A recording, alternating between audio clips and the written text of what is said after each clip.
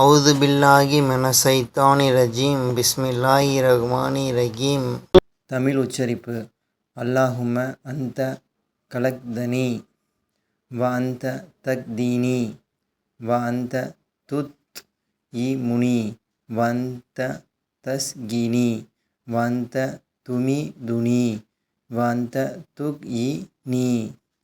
பொருள்: யா அல்லாஹ், நீயே என்னை படைத்தாய், நீயே எனக்கு நேர்வழி காட்டுகிறாய், நீயே எனக்கு உணவளிக்கிறாய், நீயே எனக்கு தாகம் தீர்க்கிறாய், குடிக்கத் தருகிறாய், நீயே என்னை மரணிக்கச் செய்வாய், மீண்டும் நீயே என்னை உயிர்ப்பிப்பாய்.